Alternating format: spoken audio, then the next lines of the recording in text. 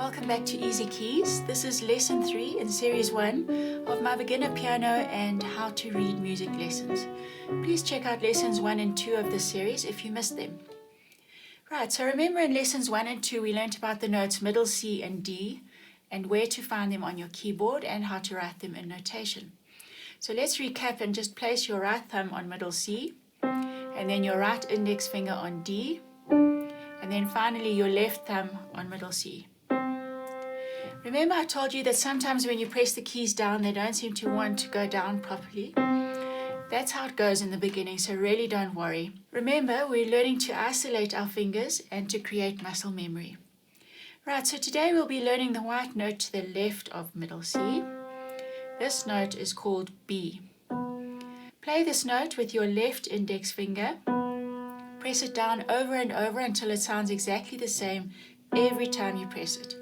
Great. Once you've got used to playing the B key with your index finger, play the middle C to the right of it with your left thumb, and then the B again with your index finger, and alternate between the two notes, making sure you press them both with the same amount of pressure each time. So this is your new note for today, B. Keep practicing middle C with your left thumb, and then down to the B, and back up to middle C. And then middle C and the D key with your right hand. Remember to practice both hands separately every day. Repetition, repetition, repetition, until you don't even have to think about it. I know that seems really far away right now, but you'll see, you'll get there. Now I want to show you what B looks like when it's written in music notation. You'll see that just like the D note in the right hand, if you remember that was D, and that's middle C, that's also middle C. The B note doesn't sit on a line like middle C, but it sits in between the middle C's little line and the first line of the stave, so that is a B in your left hand. Then as I showed you with middle C, we need to know how long to press the key for, which we call counts or beats. So we are also going to use the open circle semi-breve or whole note for the note B. So that's your open circle, and that's 4 counts, remember. When we press the note, which will be B, and we're going to use our index finger, we hold it down for 4 counts. 1, 2, 3, 4. So now that you can read the note middle C in the treble and bass clefs, the note D in the treble clef, and the note B in the bass clef, it's time to play some music. So I'm going to write out a few more notes. Then I'll C, D, and I'm going to go B, C,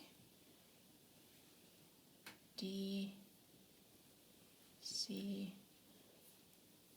C, oh, that's a bit low, let's do it a bit higher, C and B. Okay, so let's play this. First of all, we're going to do C with our thumb, 1, 2, 3, 4, D, 1, 2, 3, 4. So we're going to do C with our left hand, 1, 2, 3, 4, and the new note B, index finger, 1, 2, 3, 4, 1, 2, 3, 4, 1, 2, 3, 4, 1, 2, 3, 4, 1, 2, 3, 4. D again, and we can see, 1, 2, 3, 4, 1, 2, 3, 4, 1, 2, 3, 4, 1, 2, 3, 4. You got that? Okay, great. So keep practicing that. Now today I'd also like to show you another music note that we use when we want to hold the key down for only 2 beats and not 4 like we do with a semi-breve. This note looks like a semi-breve, so it's also circle, but it has what we call a stem, so it's got a vertical line attached to it.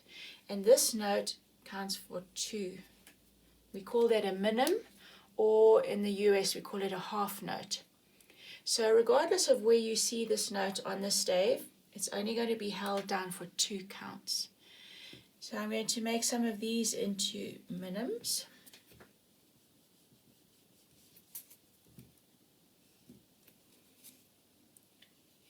this side as well.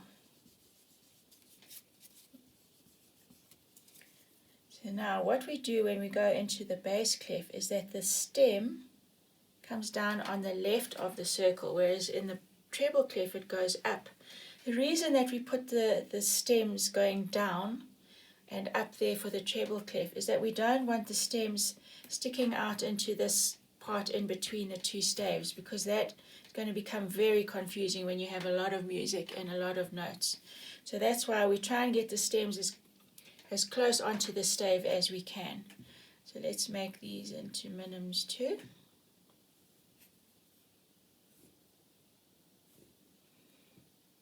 Okay, stem up, stem down.